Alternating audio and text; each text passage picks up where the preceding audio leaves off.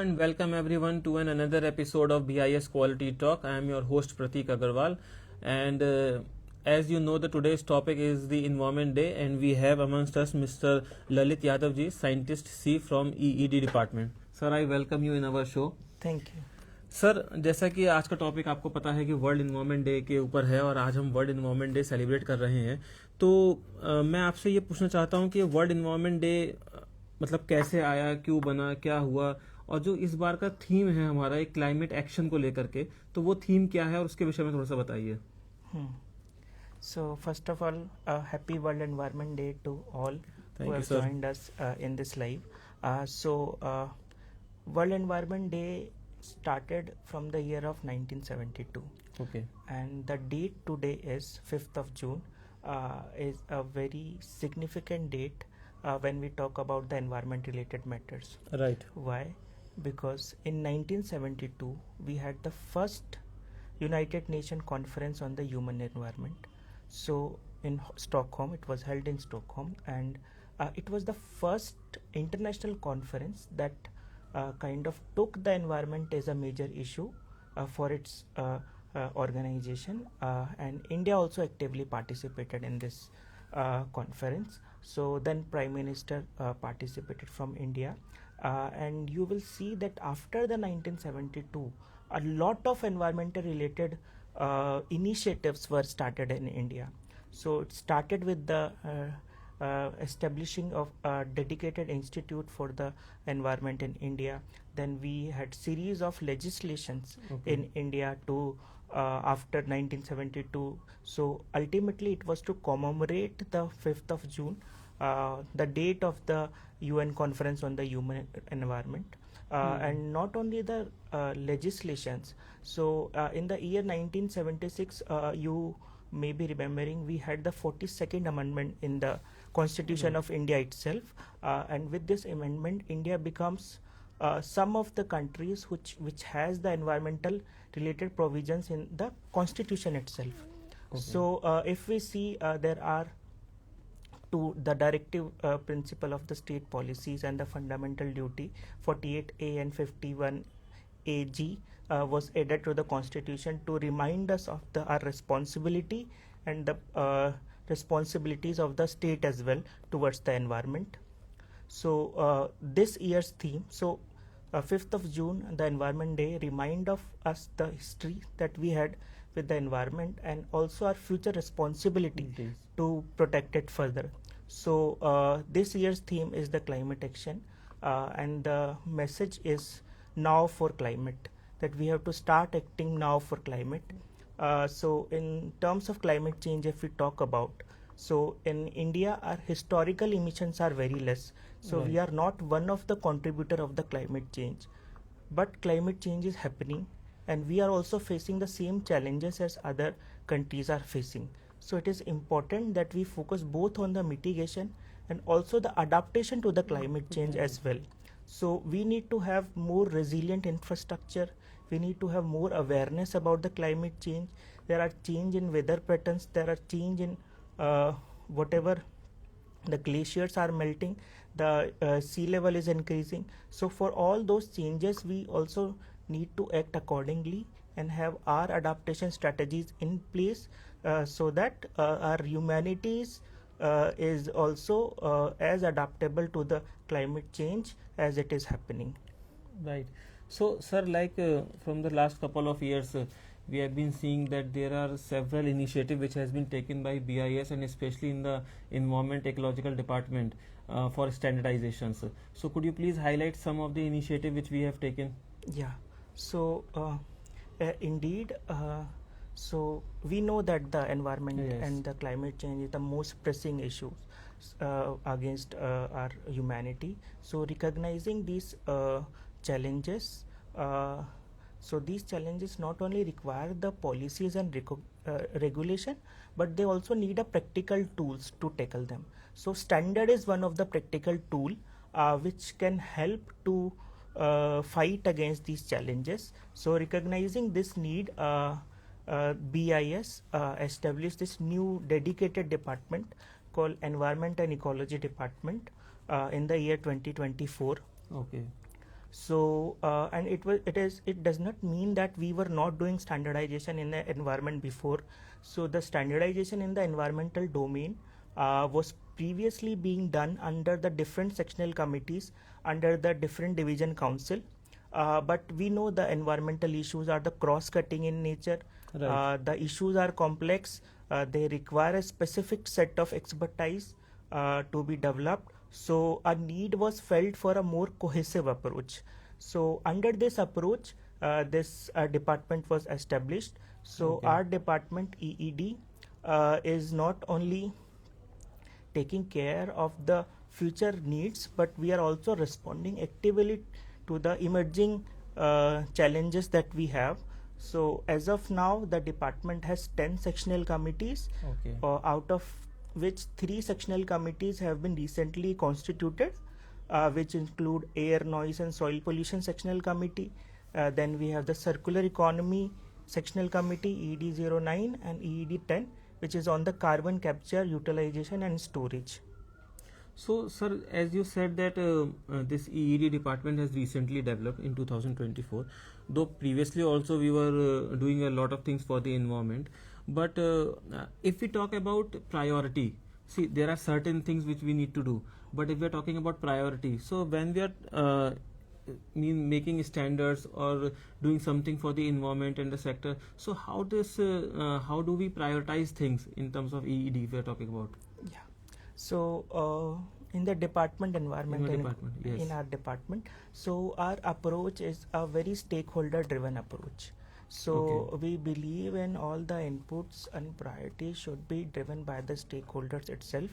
So with this approach, so immediately after the establishment of the EED department, what we did, we established 9 dedicated panel under the EEDC itself. Okay. So the panel was tasked to identify what are the standardization gaps that we have, what are the emerging challenges that are there, and how we can prioritize our standardization in order to meet both the future as well as the current needs of standardization. So this work of panel, after a dedicated and the very strong stakeholder consultation, resulted in the publication of the strategic documents.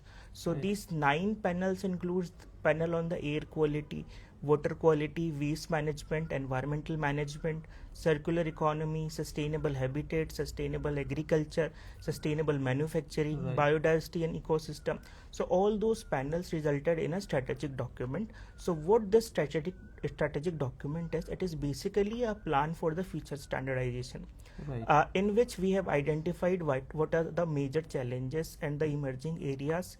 We have identified the standardization gaps which are there, and also what are the long term, short term and the medium term priorities for standardization. So Right. with this, this help us to identify what are the national priorities. So apart from that, if you see the scope of the Environment and Ecology Division Council, so this scope is very aligned with the national missions under the National Action Plan for Climate Change. So the missions like sustainable habitat, the Himalayan ecosystem have been directly incorporated in the scope of the EEDC itself. Right. So our priorities are also aligned with the all the national missions and the government initiatives which are there in the domain of environment and ecology. Right. So, sir, as you said, there are 9 committees, and you're talking about the future plans, and whatever you have told just now is main focused upon the future activities, right? So, if I talk you about the short-term goals or the immediate focus area on, so what is the immediate focus area of EED at present with Yeah. respect to this environment?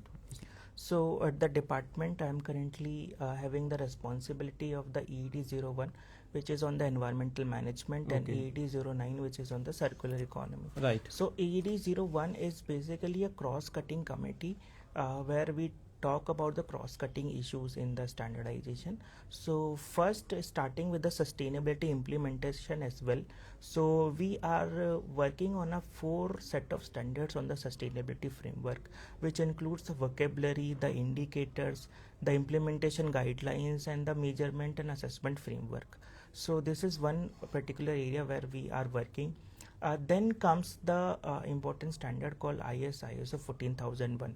So though the standard is there, our industry and the MSME especially need kind of hand holding to implement those standards. So what we are doing, we are currently working on having some kind of guidance document on the implementation of the EMS. Then comes the climate challenge, uh, the climate action part.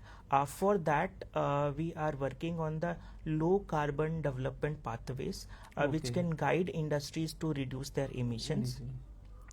Then we have seen like the religious activities which are going on there at the riverbank ghat also results in what we say a lot of pollution. So we are trying to have a standard on the eco management of the riverbank ghats as well.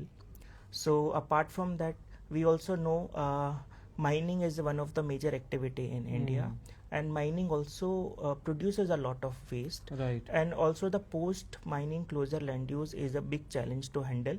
For that also we are working on the eco restoration of mines area. That is one of the subjects. So these are the subjects under the EED 01. Under EED 09, we are working on the circular economy aspect. In circular economy, if we see, though cross-cutting sectors standards are already developed by the ISO, which have been adopted by the India, but we are working on the sector-specific guidance. So first standards which we started working on is on the circular economy in the construction sector. The standard has completed the P draft and soon be wide circulated for the comments. Then we are also working on a hotel industry, that how the processes in the hotel industry can be made more circular with the focus on the process symbiosis and all those kind of things, so as to minimize waste as much as possible and to have a circular model of business. Sir, like BIS is a standard formation company. We prepare standard, and this year's the topic of Environment Day is the climate action. So, is there any standards particularly which BIS has prepared in line with the current topic, climate action? And if you can elaborate that. Yeah. So, if we talk about the climate action, it is a very broad topic.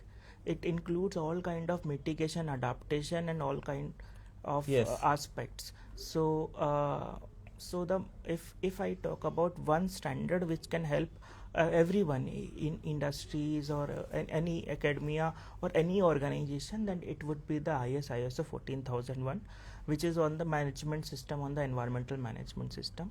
So this is the main standard which anybody can implement and can reduce their environmental and the GHG footprint for climate action.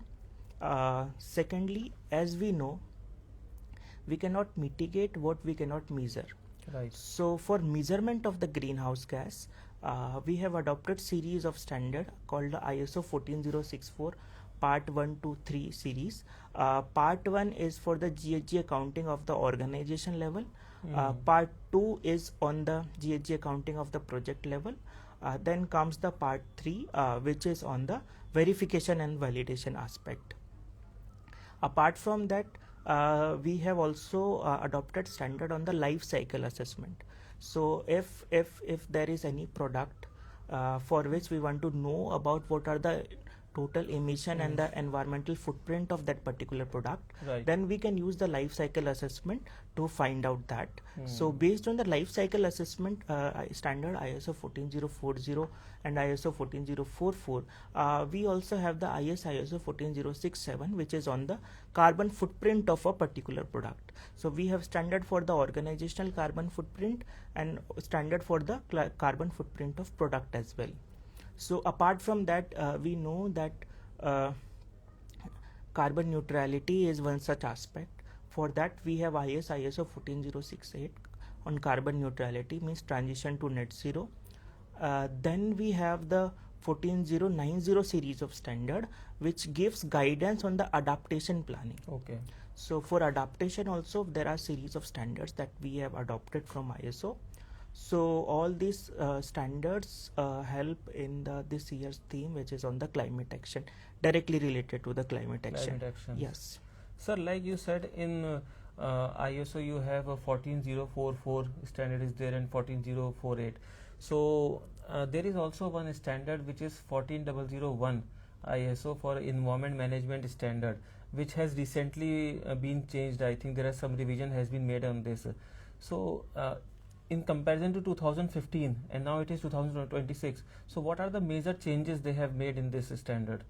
Yes, indeed, when we talk about the ISO 14001, which Yeah. is on the environmental management system requirement standard, this is a certifiable standard, Okay. and the BIS through the Management System Certification Department is also running a management system certification scheme on this department, and we are certifying many organization on that. So earlier the version was Yes. 2015, but very recently in April 2026 the standard got revised to ISO 14001 2026, and India immediately welcomed this step. We also participated at ISO in the development of this revision. Our expert participated in the national mirror through the national mirror committee in the ISO TC 207, which is kind of responsible for development of this standard, and immediately after its publication we also adopted it as a national standard. Right. So this revision, apart from the general aspect, focuses more on the resource efficiency, biodiversity, sustainable supply chain, and the climate change as well. So the structure is now more aligned with the harmonized ISO structure. So it is now the language is more clear, and it gives more guidance for the application for the implementation of the standard as well. So the whatever the changes which are there, which is basically the evolutionary, means whatever you were doing earlier has not been changed, but there are some new aspect that has been included, so as to increase your commitment, your organization commitment towards the environmental management, so as to include those parameters of resource efficiency, biodiversity and ecosystem, and all those kind of things into your organizational policy and objectives as well. So these are the major changes. We have organized one seminar on this, and Okay. we are also planning to have another on this to Right. apprise organizations and the other stakeholders about the recent changes and developments. Sir, like previously you talk about the waste management. So obviously there are certain rules for waste management which we have created. There are certain procedures to how to manage the waste in the industries and as well. So when we're talking about the implementations on rules and regulations and everything, so how BIS is supporting this system of implementing this waste management? So yes, as I said before, so standards help as a practical tool for the implementation of the policies and regulation. At the Environment and Ecology Department, we have a dedicated committee called ED08 on waste management. This committee is working on the various aspects of the waste management, including supporting the new solid waste management rules that has been recently implemented and released. So when we talk about the waste management, the whole essence is in the segregation. So for the segregation, collection and utilization of the solid waste, we have developed one Indian standards called 16557 on the Right. solid waste collection utilization, solid waste segregation, collection and utilization for the household. Apart from that, we also have a similar standard for the commercial facility, that how they can segregate, collect and utilize their household waste, the commercial waste. Then we have standard for the equipments which are being used for the collection activities for the solid waste management. Then we have also formulated some standards on the vehicles that are being used for the collection system of the solid waste management, solid waste. Then comes a new standard which we have recently published, is on the thermal processing of the horticultural waste which is there. So the pyrolysis of the waste. So all these kind of waste are directly helping in the implementation of the solid waste management rule, which has been released under the Environmental Protection Act by Ministry of Environment, Forest and Climate Change. Okay. So, sir, like You were talking about the waste management. Recently, BIS has also developed a committee called Circular Economy. So, what is this committee all about, and how this is strengthening India's role and influence the international standards? Yeah. So, for many of us, circular economy and waste management look exactly the same because they work on the resource efficiency and the waste minimization. But circular economy is inherently focuses more on the design aspect than to the waste management aspect.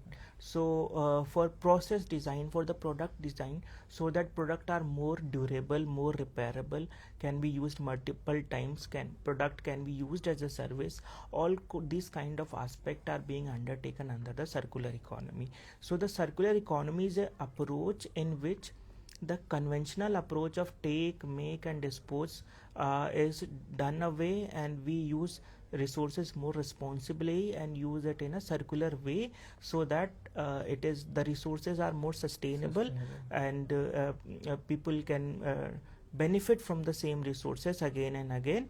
So this is kind of a approach which we are taking in the circular economy committee.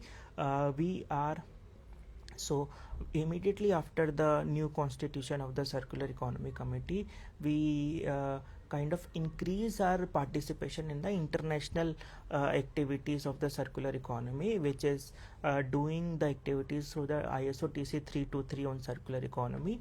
So it has produced a variety of standards, and one such main standard is the ISO 59020, which has also been adopted as Indian standard, and it is getting revised.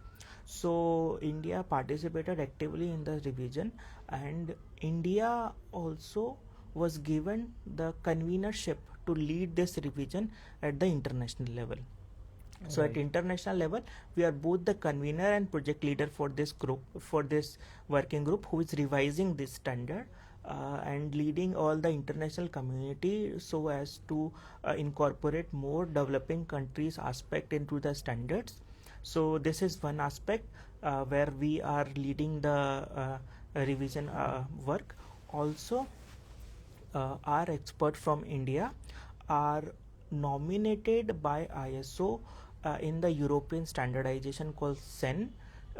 So the 4 experts from ISO which are participating in the CEN Senelec standardization, the European standardization under the Vienna agreement. So we also have one of the Indian expert as a ISO expert, which is participating. So parallel to the CEN group, we also have a group at ISO, which is an ad hoc group on the extended producer responsibility. So for that group, India is also having the convenership. So India is also convening the group. India is kind of collating the ISO inputs, and so as they are reflected in the European standard as well. That work also we are doing. So in circular economy, our international footprint has increased, and we are now leading at various sectors at the circular economy committee in the ISO as well. Sir, like in such a short span of time, you widely explained that what BIS is actually doing for the environment. Yeah. So definitely you are facing some challenges also when you are going to implement all these things and you are preparing these standards. So could you please tell us some challenges what you are facing while making these standards? Yeah. So first challenge that we face is obviously the nature of subject. So it is not like the traditional product standardization that BIS is doing. Exactly. So our standards are more complex and science based, and the area is again continuously kind of improving and continuously changing. So we have to also see what are the new developments and how this will impact the previous standards that has been already prepared. Second comes the identification of the right kind of stakeholders. Right. So this standardization in this domain is very new. Not much people in India know about that BIS has started standardization in this domain, and to kind of identify right kind of experts which can give input for robust standards is a challenge. So to overcome both of these challenge, EED is also doing a lot of efforts. So under the guidance of the DTG sir and head sir, we have been mission directors of the National Action Plan of Climate Change, of the various missions under that, and kind of trying to have sensitization towards standardization in this particular domain, and also how we can rope in more and more experts who are willing to contribute in this activity. So those challenges we are facing, and these are the efforts which we are trying to take in this direction. Hats off to you. You are doing a really a tough job, and you rightly said that making standard is a scientific process, and it will take time also, and also to means people are the only person whom we can educate about this, and who can be more aware about the environment, and then we can only take some positive step on this. Sir, one last thing is that you are doing a lot of work for the environment, and this particular department is doing a lot of work. So anything, any message would you like to give to our viewers regarding this Environment Day? Yeah. So do's and don'ts, or anything else? So this World Environment Day is, again I say, it reminds us of the work we have already done in this domain, Right. and what are our future responsibility. So and when we talk about standards, so they are the powerful enablers of our efforts towards the environmental conservation and the protection. So we have recently started standardization in the domain of biodiversity as well. We have published one standard on the measurement of the tree size. And many other standards we are publishing, like 42 Indian standard we published in the last year. So it is important that we know about what are the standards which are already available, because the standards provide a common language to all the stakeholders, that how we can mitigate our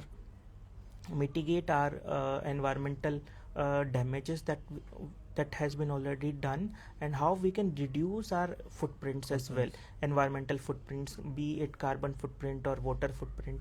So all those standards we have already developed. The measurement of the carbon footprint, the measurement of the water footprint is there. We have published standards on the water efficiency management system.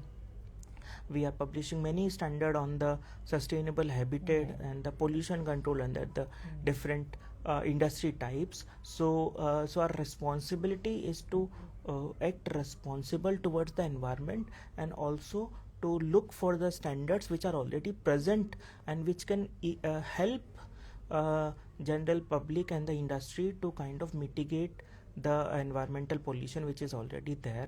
Like the waste segregation standards are there. The waste segregation practices we can start doing at our home, because the standard is on the household level, that how we can do. So various other kind of standards have already been published. So it is my urge to all the public that we should start using more and more standards, and start participating actively in the standard development process itself, so that the process is more inclusive, and help the general public as well. Thank you very much, sir, for enlightening us today on this special topic, and our viewers are also very much enriched for all the information which you have given. BIS is really doing a very fabulous job in terms of environment, so we are celebrating Environment Day also today. So thank you very much for joining us today, all of you, and I wish that you all will celebrate the Environment Day and keep our environment safe. And as already sir said, that viewers should also need to participate in standard making. So it's better that you participate in the standard making process, so that we can make it in a more better manner. So thank you, sir, once again for joining us today, and thank you all the viewers for listening us so patiently. We'll come back again in another episode with some another topic. Till then, take care and bye.